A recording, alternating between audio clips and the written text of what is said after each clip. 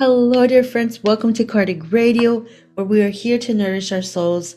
I am Norah Brazil, the host of this program, Thoughts by Joanna Angelis, from this precious gift of a book with a beautiful, beautiful message, friends. So let's get into our lesson. And our lesson is absolutely amazing. It's powerful and lots of food for thought. And one of the most beautiful things about these messages is that they're messages that we know. So it's a repetition.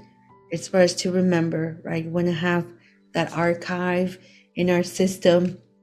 So when we are in a situation that calls for a tool from the master, we already have them all already in us. So let us stay in this beautiful light and read this passage. It says, Jesus' presence is the light of the world, a light that the world has failed to benefit from, rejecting it in favor of the still prevailing shadow.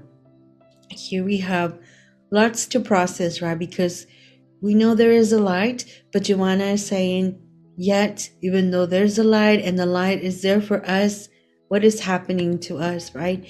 In the book Paul and Stephen, right, Saul on his way to Damascus, friends, and we know that he had that personal agenda, right, to target all of the followers of the master.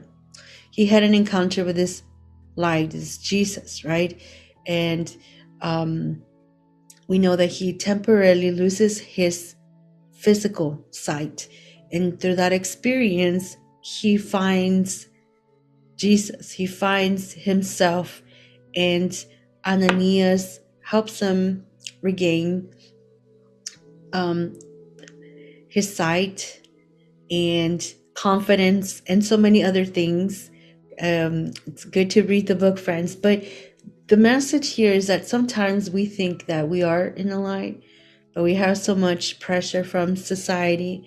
We have so much pressure from our communities, from so many other exterior forces and materialism, right? And we think we're in this light all this time, but it really is like Saul. We have to sometimes be in this state of temporary blindness to really encounter that true divine light like Saul.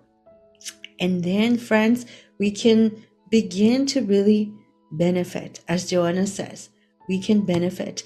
Let us read this beautiful letter, Mother Teresa letter, I Thirst for You, just some snippets, because this is really like a one-on-one conversation, just like Saul had that encounter.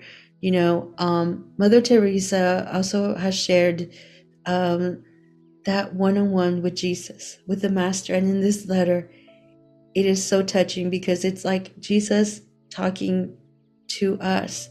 And it says, "It is true. I stand at the door of your heart day and night. Even when you are not listening, even when you doubt it could be me, I am there, waiting for even the smallest signal of your response, even the smallest suggestion of an invitation that will permit me to enter. I want you to know that each time you invite me, I do come always without fail. Silent and invisible I come, yet with a power and a love most infinite, bringing the many gifts of my spirit. I come with my mercy, with my desire to forgive and heal you, with a love for you that goes beyond your comprehension. I come longing to console you and give you strength, to lift you up and bind all your wounds.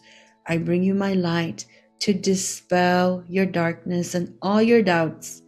I come with my power that allows me to carry you, with my grace to touch your heart and transform your life. I come with my peace to calm your soul. But I tell you again that I love you, not for what you have or cease to do. I love you, for the beauty and the dignity my Father gave you by creating you in his own image.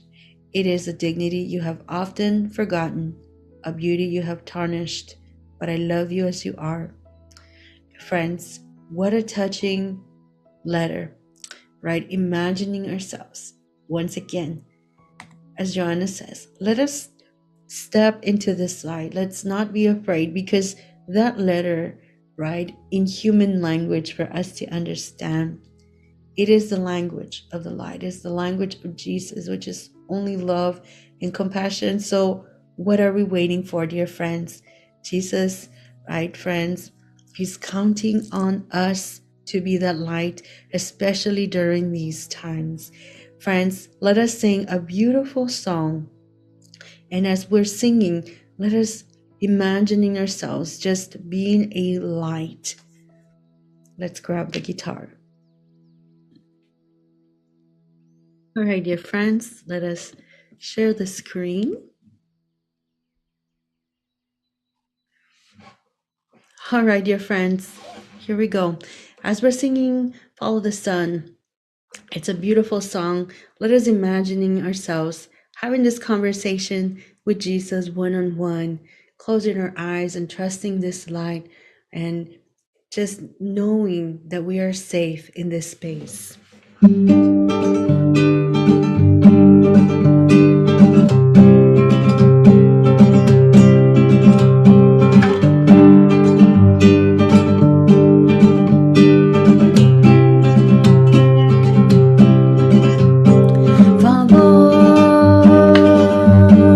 Follow the sun, and which way the wind blows when this day is done.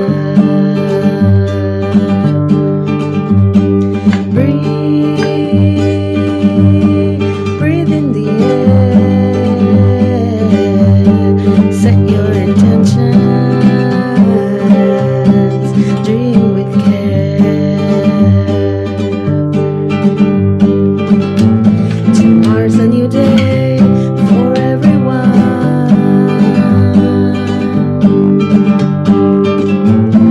Brand new moon, brand new sun.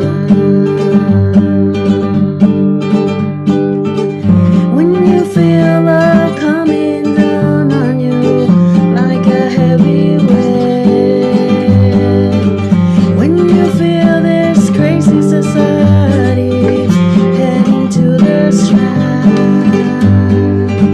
take a stroll to the nearest water stand. Remember your place. Many moons have risen and fallen long before you came. So which way is the wind blowing? What does your heart say? Follow the sun, and which way the wind blows when this day is done. All right, dear friends, beautiful, beautiful blessing. Thank you so much for always your beautiful presence. Don't forget you are loved here at Kardec Radio, where we're always nourishing our souls and tune in to other beautiful programs. And the message for tonight, on demand, or anytime is to always trust and walk in the sight. We thank Joanna Angelis for such a beautiful message. God bless you, friends. Until next week, same place,